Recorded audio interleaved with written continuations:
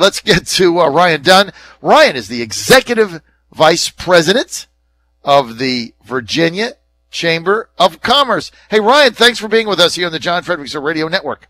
Glad to be here. Thank you for having me. Let's talk natural gas. Now that we got the Atlantic Coast Pipeline, looks like maybe, hopefully, FERC signed off on it, another major step. And pretty soon, they say in the next month or so, they're going to break ground, start laying pipe, 8,800 jobs. I'm excited about it. Describe, though, how do businesses use natural gas to cut costs and save money, Ryan? Yes. So, John, appreciate the opportunity this morning, but just wanted to kind of talk a little bit about natural gas on in a larger scale. One of the things we've seen in Virginia, and I like to talk about this wherever I go to any part of Virginia, but Virginia's state rankings have fallen over the past 5 or 6 years, and we've seen that on a really in every category. We've kind of fallen down a few notches, working very hard to get us back up there. And something we always hear from businesses, whether they're considering to locate or expand in Virginia, is whether they have access to affordable and reliable energy. And I know you've heard those words over and over, affordable and reliable, but those really are the keys to for whether a business is going to come here or locate here.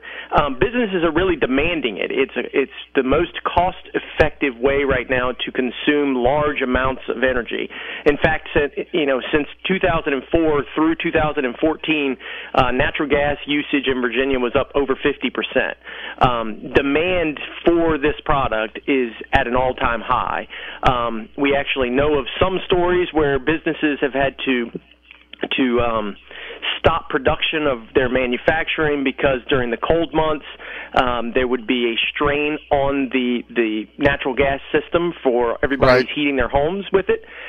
So we know that they actually had to stop production at the mill for a few days, and that was in the Virginia Beach, Hampton Roads area that we know that has happened. So, natural gas really does offer us an environmentally friendly, unique opportunity in Virginia, and we're excited about the opportunity to put some more of it online.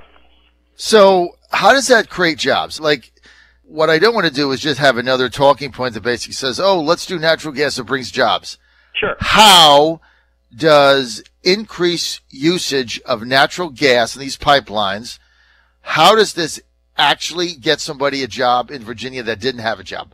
Walk us through that, yeah, Ryan. Absolutely. So just in the short term with expanding the pipelines, you're going to see a whole lot more jobs directly related to that. But there are, this is, for lack of a better word, there are down pipe jobs that will come from the production of those. I can look specifically to a company like Steel Dynamics out in Roanoke. They have said publicly over and over again that if they did not have access to the amount of natural gas they needed, they would not have invested the $28 million expansion that they've done out there, which created a couple hundred jobs. So, it has a real impact on whether a company will choose to expand or to locate here. And when a advanced manufacturer, whether it's a brewery, whether it's a hospital, all of those large users of energy are looking at something that isn't going to go offline and that is affordable because, quite frankly, there are lots of opportunities for places for them to go. So, we've seen companies just not consider locations in Virginia or Virginia altogether because they didn't have access to the need of natural gas.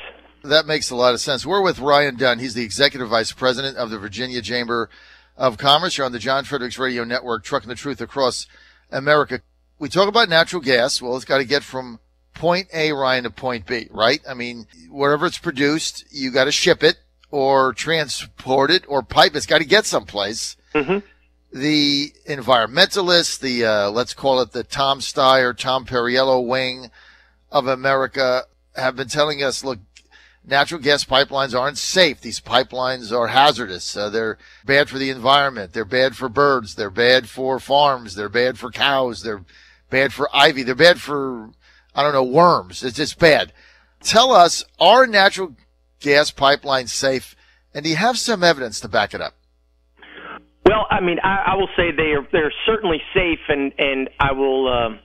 I can only point to the obvious notion that there's thousands of miles of pipeline running through the East Coast and right through Virginia that you never hear anything going bad with. So by that logic, I would just say it's safe. I can throw the statistics and the numbers at you that you've heard over and over again from proponents and opponents, but common sense would just tell me that I haven't heard too many pipeline stories of things going bad here in Virginia or in other parts of the East Coast. It's something where we know we can do it because we've been doing it for many years, centuries now, or decades now, where we've been building pipelines safely, and the technology's only gotten better. One of the big benefits to the way that natural gas is transported with the pipelines is such a low emissions opportunity, not only for the fuel source, but the trucks and the trains and other things that are being taken off the road. One pipeline has this in each day that pipeline, the gas that flows through one pipeline takes 75 rail cars and 750 trucks off the road. So there are great benefits, and I've heard the arguments of trade-offs and things like that. But when you're looking at emissions and lowering our carbon dioxide, I mean, it has been one of the largest players really in being able to do that. So again, this is what's amazing to me about the environmentalists who go around, these paid activists paid by George Soros or Tom Steyer or somebody. You can find jobs if you go on Craigslist, basically, become a paid protester, and they ship them around from sites by bus and feed them, and they get $15 an hour. One natural gas pipeline, as you said, Ryan Dunn, this is the same as 75 rail cars or 750 trucks per day. Per day. That's every day. 365/7 or 7365, however that goes. Every day, 750 trucks emitting fumes, right? 750 trucks clogging the highways. I mean, if you're an environmentalist, you want to be embracing these pipelines. You want to get the trucks off the highway. This is like so stupid. I mean, half these people don't even know what the heck, Tom, they're protesting. I mean, if you're an environmentalist, do you want a clean pipeline that you can't see that goes, 20 feet under you that you're probably standing on now?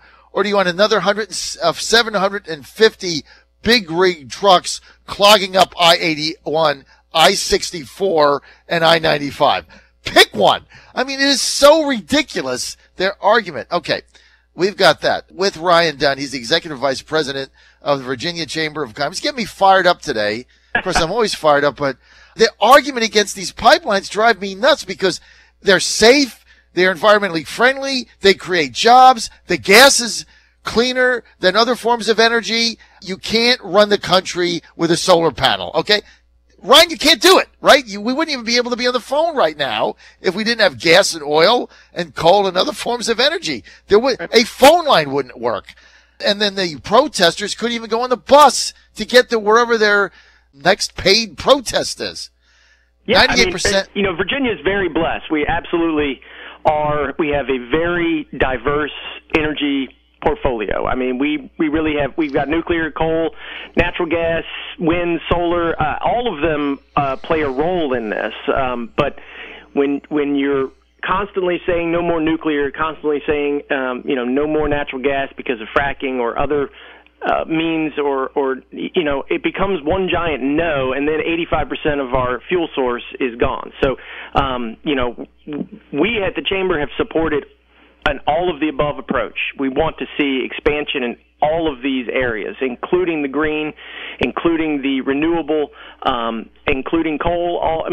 There's opportunities inside of all of them. And the one that natural gas really provides is unique because it's a low emissions profile. And natural gas offers Virginia the opportunity to pursue a more environmentally sustainable approach to economic growth. I mean, it is no lie that companies looking to use massive amounts of energy are looking for natural gas. You know what, Ryan, you're so right. And also don't forget the economic benefits to counties that currently don't have access to natural gas, Ryan. They simply can't attract That's right. manufacturing, which means they can't provide jobs for their residents or for their families or for their children. I mean, this is another untold thing about natural gas and pipelines, whatever those might be, and transporting them and how safe they are, that it brings opportunity to counties that would not otherwise have that economic potential to create jobs. Am I right? Absolutely, and we've already seen some companies looking at places out in Southwest Virginia that would not have been able to even consider it. I mean, it's not that the company's evil and doesn't want to come out there. It's that they need the necessary tools to be able to locate in those regions, and access to natural gas is one of them. We've seen just in the extra amount of capacity that's going to come through to Virginia Beach and to the Hampton Roads area with the new connector pipeline. We've seen that the interest level from potential companies has gone through the roof. People are now saying, "Oh my gosh, this is on the table now," and we all know that if Virginia gets the opportunity to compete against a Maryland or North Carolina, I'll put us up against anybody if we just have the tools to be able to offer those companies that honestly just need it to survive. Well, Ryan, you got to have the energy, right? And this really is so consistent with President Trump's vision of an all-in energy independent America starting right here in the Commonwealth.